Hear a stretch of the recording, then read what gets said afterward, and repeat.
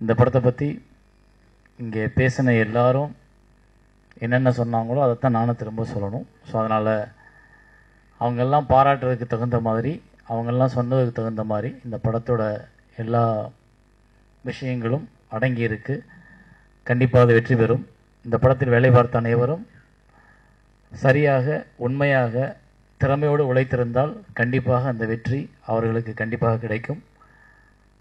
அதை மீறி நம்ம ஒரு சின்ன ப்ரே பண்ணிக்குவோம், இந்த படம் ஓடணும் அப்படின்னு. அதுக்கு முக்கிய காரணமாக நான் இங்கே வந்ததுக்கப்புறம் ஃபீல் பண்ணது, நான் சாமி கும்பிட மாட்டேன், ஆனாலும் ஏதோ ஒரு சக்தி நம்மளோட முன்னோர்கள் நினைத்து நான் ப்ரே பண்ணுவேன். எங்கள் அம்மாச்சியாக இருக்கலாம், எங்கள் தாத்தாவாக இருக்கலாம், அப்படி நான் நினச்சி ப்ரே பண்ண நினைக்கிறது இந்த தயாரிப்பாளருக்காக. ஏன்னா அவங்க உண்மையிலேயே சினிமாவை நேசித்து காதலித்து அந்த சினிமாவை எடுக்கிறதுக்கு வந்திருக்காங்கன்றது இங்கே பேசினதுக்கப்புறம் எனக்கு தெரிஞ்சது. அவ்வளோ ஒரு இன்னசென்ஸ். அவங்க அப்படியே உண்மையை அவங்க வீட்டில் இருக்க ஒரு அப்பா கிட்ட, அவங்க தாத்தா கிட்ட, அவங்க கணவர்கிட்ட என்ன பேசுவாங்களோ அது மாதிரியே நம்ம நினச்சி நம்ம எல்லாரும் இங்கே எல்லாருமே அவங்க பேசுகிறத சின்சியராக தான் கேட்குறோம், அவங்களோட உணர்வு அப்படியே சின்சியராக தான் புரிஞ்சுக்கிறோம் அப்படின்றத நம்பி அவங்க நம்புகிறாங்களோ நம்பலையோ, ஆனால் நீங்கள் கேட்குறீங்களோ கேட்கலையோ, நம்ம கவனிச்சோமோ கவனிக்கலையோ, ஆனால் அவங்க படப்படன்னு பேசினாங்க. ஒரு தாய் உள்ளத்தோட ஒரு குழந்தையை பிரசவம் பண்ண மாதிரி தான். ஒரு குழந்தைய அவங்க அவ்வளவு உள்ளுக்குள்ள கர்ப்பத்தில் சுமந்து வளர்த்த தாய் அந்த குழந்தை கருப்பாக இருந்தாலும், சிவப்பாக இருந்தாலும், பாடி வெயிட்டாக இருந்தாலும், கம்மியாக இருந்தாலும், நோஞ்சானா இருந்தால் கூட அந்த குழந்தையை கொஞ்சிக்கிட்டே இருப்பான். அதுபோல் அந்த தாய் இந்த குழந்தைய பிரசவத்திலிருந்து கொண்டு வந்த உடனே அதை பற்றி அவ்வளவு சிலாகித்து பேசின அந்த மனம் கண்டிப்பாக சந்தோஷப்படணும். அப்படின்னா இந்த படம் வெற்றி அடையணும். அப்படி வெற்றி அடைகிறதுக்கு மனப்பூர்வமான வாழ்த்துக்கள். ஆரியை பற்றி, அதாவது அகில் பற்றி, இல்லை டைரக்டர் பற்றி, எல்லாத்த பற்றியும் பேசிட்டாங்க. ஸோ இந்த திரைப்படம் ஜெயிக்கணும், இந்த நிறுவனம் நிற்கணும். இந்த நிறுவனம் நிற்கிற மூலமாக நிறைய உதவி இயக்குநர்களுக்கு புதிய படத்திற்கான வாய்ப்பு கிடைக்கணும்.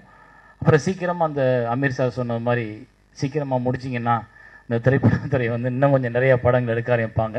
ஏன்னா எங்களுக்கு பயமாக இருக்குது, படம் எடுக்காமல் நிற்க எங்கே ஸ்டார் கிரிக்கெட்டு பெருசாகி எல்லா நடிகரும் அங்கே போயிட்டாங்கன்னு வச்சுக்கோங்க, அப்புறம் நாங்கள் நடிகர்கள் தேடி அலைய வேண்டியதாக போயிடும்.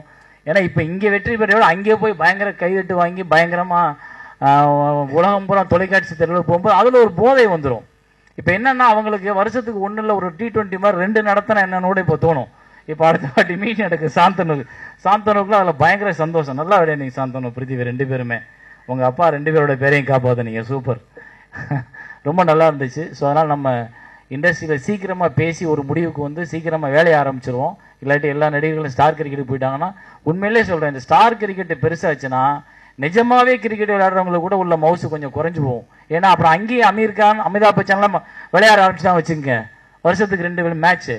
என்ன நம்ம ஆடியன்ஸ் பூரா கண்டிப்பாக சினிமாக்காரங்க விளையாடுறத தான் பார்ப்பாங்க, அதை தான் பார்ப்பாங்க. ஸோ அதனால் அவங்களுக்கு அந்த வாய்ப்பை கொடுத்துடாம சீக்கிரமாக படத்தை ஆரம்பிப்போம். வந்திருக்க எல்லாருக்கும் ரொம்ப சந்தோஷம். எல்லாருமே இவங்களோட உணர்வுகளை புரிந்து தாமதிக்காமல் எழுதுங்க. ஏன்னா இப்போ நம்ம அதுக்காக ஒரு இடம் வரட்டும், ஒரு காலம் வரட்டும், வரும்போது எழுதுவோம்ட்டு இன்னைக்கு போவோம், அப்புறம் அப்படியே மறந்துடுவோம்.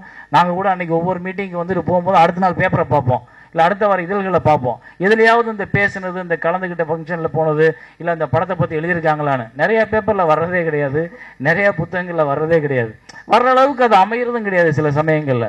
அதனால் இதை கொஞ்சம் கரெக்டாக ஃபோக்கஸ் பண்ணி புரிஞ்சு, இந்த அவங்கெல்லாம் என்ன நினச்சி வர்றாங்க, எதுக்காக இந்த மீட் கொடுக்குறாங்க, எதுக்காக அவங்களெல்லாம் சந்திக்கிறாங்கன்னா, இதை வெறுமனே திரைப்படத்தை பார்க்குறதுக்காக மட்டும் கிடையாது, பாடலை காமிக்கிறதுக்காக மட்டும் கிடையாது. வியாபாரம் இன்னைக்கு அப்படி இருக்குது.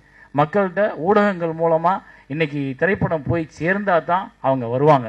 ஸோ பெரிய நடிகர்கள், பெரிய நடிகைகள், அனுஷ்கா இவங்க நடித்த படம் அப்படி தான் போடாமல் எல்லா படத்துக்கும் நீங்களும் சம உரிமை கொடுத்து எல்லாத்தையும் மறுத்தீங்கன்னா இன்னும் எங்களை மாதிரி நிறைய. இப்போ பிரபாகர் சார் பேசும்போது சொன்னார், வெளியூருக்கு போனால் ஆர்டிஸ்ட் பேரை சொல்லி கேட்குறதில்ல, டைரக்டர்ஸ் பேரை சொல்லி கேட்குறாங்க. உண்மைதான். மணி சார் இப்போ என்ன படம் பண்ணுறாரு, சங்கர் சார் இப்போ என்ன பண்ணுறாரு, அமீர் சார் அப்படி தான் கேட்குறாங்க. ஸோ அதனால் ஒரு டைரக்டர்ஸ் உருவாகிறதும், டைரக்டரோட வேல்யூ நிறையா உருவாகி இருக்கிறதும் தமிழகத்தில் உள்ள படங்கள்லாம் இன்றைக்கி மற்ற மொழிகளில் அதிகமாக ரீமேக் செய்யப்படுது. அந்த அளவுக்கு தமிழ் படைப்பாளிகள் புதுசு இப்போ எங்கேயும் எப்போதும் அப்படியே மொழி மாற்றம் செய்யப்படாமலேயே இங்கே பெரிய ஹிட் ஆச்சு தெலுங்கில். ஸோ நிறைய புது இயக்குநர்கள் புதிய படங்களை கொடுக்குறப்போ அவங்கள கரெக்டாக வெளி உலகத்துக்கு கொண்டு போனீங்கன்னா இன்னும் நல்ல படங்கள் வரும். இது உங்களை நான் தாழ்மையோட மனம் குவிந்து அன்போடு கேட்டுக்கொள்கிறேன். நன்றி, வணக்கம்.